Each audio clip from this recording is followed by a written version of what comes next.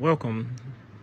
This is the review of the Professor X in the Savage Land outfit, or Safari outfit as I like to call it. This is unfortunately a Target exclusive, which annoys me to no end. I will stand on that hill to the very end and complain about how much I do not like them doing Target exclusives. I think if you're going to do a Target exclusive, it needs to be something like maybe a repaint with like slightly different colors or something, and then call it a day. I don't think that a figure like this should have been a Target exclusive. I think this should have been a part of an X-Men in the Savage Land wave. I think that's what they should have done. And for the life of me, I don't understand what kind of like hold Target has over Hasbro, but it's really annoying. But as for the figure itself, after my gripe fest for a minute, this is the figure. He's got the X symbol on both shoulders. He is a pinless figure. He can swivel at the waist, and he does have the chest crunch. Full articulation with the head. Every bit of the articulation you'd want. And since he's in the Savage Land, he can actually walk, so it's okay that he has articulation. So that one is perfectly fine if you're familiar with how the Savage Land works. Their mutant powers are usually suppressed. Professor X can walk. He does come with accessories. He comes with the Cerebro helmet you can put on him. I'm not sure why they included that. I thought that was kind of interesting.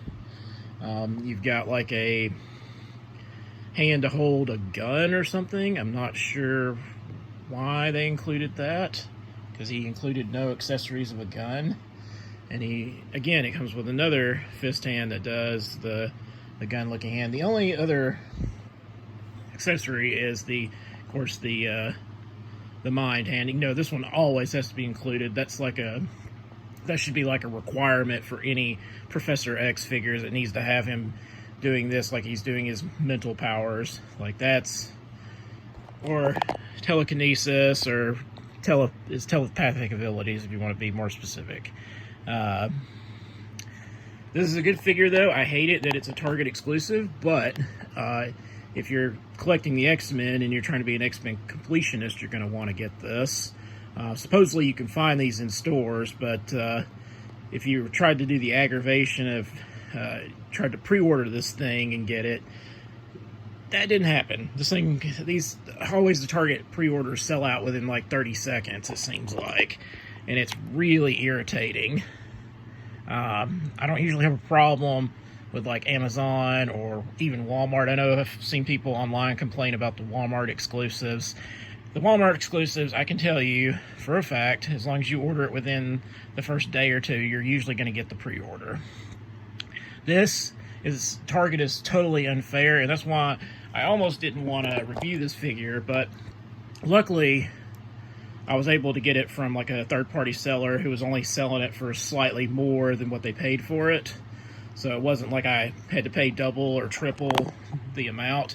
I think the scalpers overestimated the want of this figure, because most of the time what I'm seeing is these figures are just being sold, within the I would say probably the $34 to $38 range. I think anything probably beyond that, people know that they're not going to pay this for this particular figure. I like the figure. I wanted it because it's part of the Savage Land, because they've been slowly building out the Savage Land figures.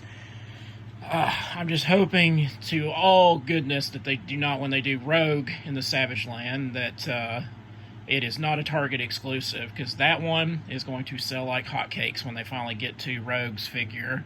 But in the comments, let me know, did you pick this guy up? Are you going to get him? Remember to hit that bell notification for when the next video drops. Remember to like, share, subscribe if you haven't already. And as always, thank you for watching.